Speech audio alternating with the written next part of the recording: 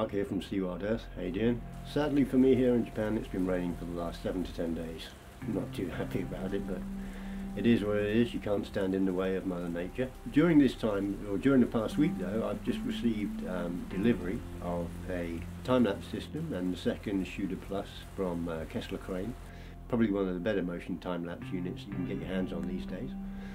I think as long as anybody has a rough understanding of the mechanics of what a time-lapse requires, or involves at least, they won't have a problem with setting up the second Shooter Plus using the touchpad control unit. Very, very intuitive, very simple to set up, 2 keyframe, even 3 keyframe, 3 axis moves to the exact parameters that you need in order to accomplish very, very professional results. Above all, my equipment needs to be durable, reliable, and it needs to be portable. I need to be able to carry it in, and once I get to where I'm going, I need to know that I can put it together relatively quickly, that it's going to stand up to the conditions, the physical conditions of the location and of the weather that I'm going to put it in, and it needs to be reliable. I need to know that once I've put it together, it's going to perform to the level that I require. And not all equipment, unfortunately, can do that.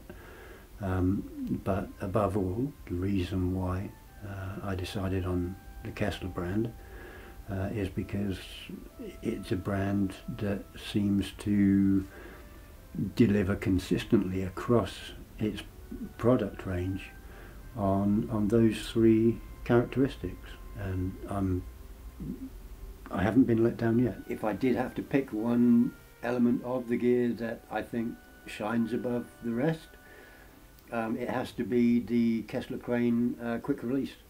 It makes the assembly and disassembly of this equipment a pleasure, an absolute pleasure. It's just a very simple device, but again, the brains at Kessler Crane, they've come up with something that just makes the shooter's life that much easier. But one thing I will say, and it's the same for any equipment that I use, this is not a failing of the manufacturer. We're all different. All shooters are different. Everyone has their quirks, their mannerisms, their idiosyncrasies.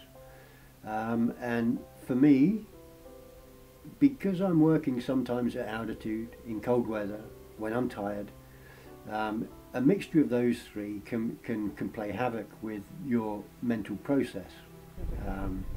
And so what I try to do is to simplify as much as possible the task at hand.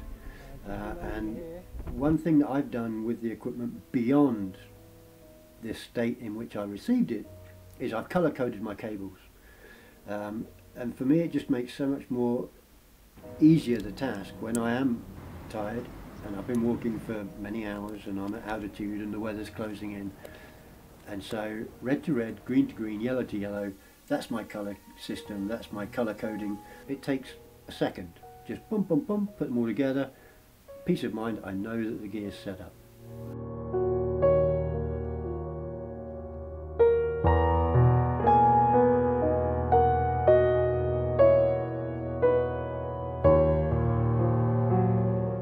In my view, the key attraction of the second Shooter Plus and TLS slider is in the simplicity of its programming.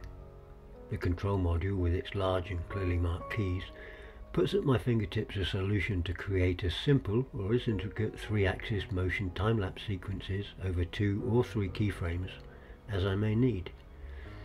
I can also set a pre and post ramping option, as well as programming a start delay if I'm multitasking, which is more often the case for my shoots.